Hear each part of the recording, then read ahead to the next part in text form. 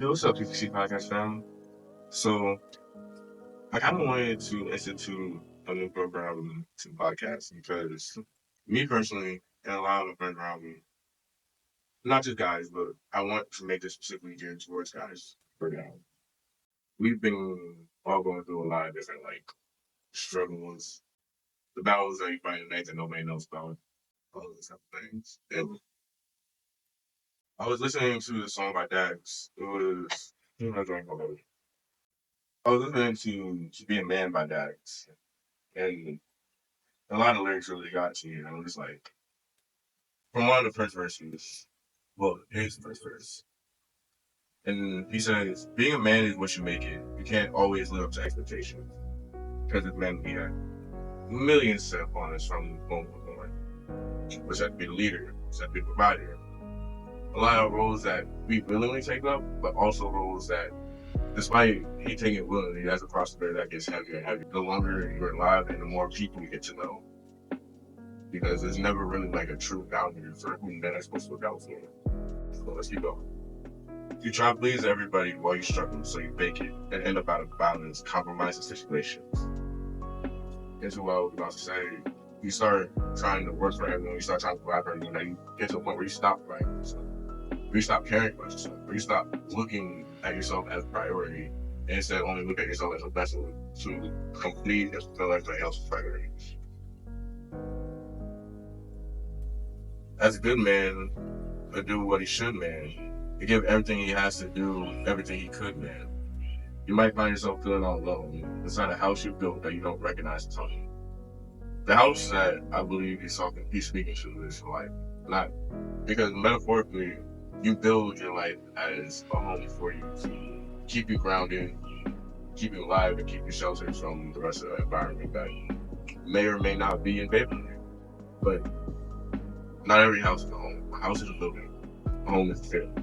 Now, this next line is why I wanted this program. That's what my daddy told me, and I was telling my son the same. Now that I'm older, I relate, and I actually feel this pain.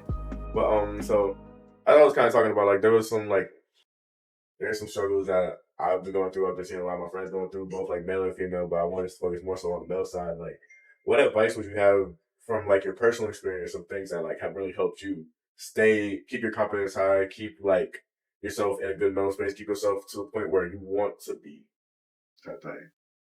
For me, now you see, I feel like with this, somebody has really attacked it. Andrew Tate, to be specific. With his take on this, it's kind of real. I'll just go ahead and state it. Basically, like as a man, okay, not even as a man, but as a human being, growing up in adolescence, we need to go through that period of depression in order to like, really, really understand what needs to be done. You know what I'm saying? Like what needs to be changed and fixed. Like I feel like that period of depression provides a goal for generations to reach to make the next generation better. You feel me? I guess feedback, bro. But genuinely like impacting other people to be able to make them feel like they can accomplish anything too.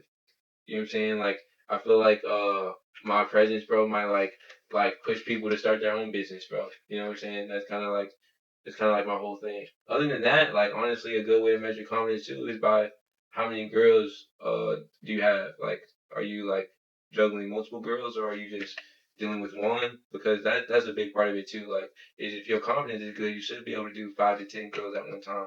But you know what I'm saying? One is just enough for some niggas. That's why you just can't. You just gotta find what you're good at. Find what you got. You know? And hopefully, that girl isn't the one that's really causing your depression. You gotta ask yourself that. You gotta be willing to cut her off when she is, guys. I think you got one more thing about emotional too. Your emotion. Be part of your mental state, your emotion. Yeah, it's hard to like. Judge when people are fully adding to your life and when like it's just a season where they need more of your energy than they can give to you.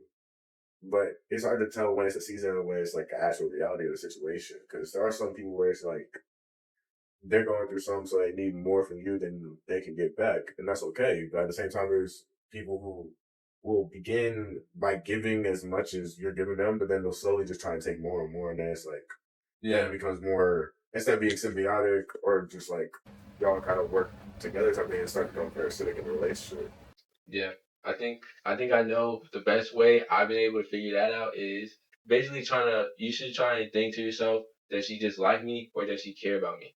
Because I feel like a lot of girls will like you know what I'm saying? But because y'all don't have any like history or anything like that, like what they're asking from you is not always like the right things for you. You know what I'm saying? Like they don't have your best interest. I just feel like girls will tell you anything just because they might like you, but they don't care about you, bro. You gotta figure out if they care about you. Yeah. I think a girl taking you out on a date is a way of showing that. You know what I'm saying? Like getting into her pockets, her spending her bread on you. I think that's a good way of her showing that she cares about you.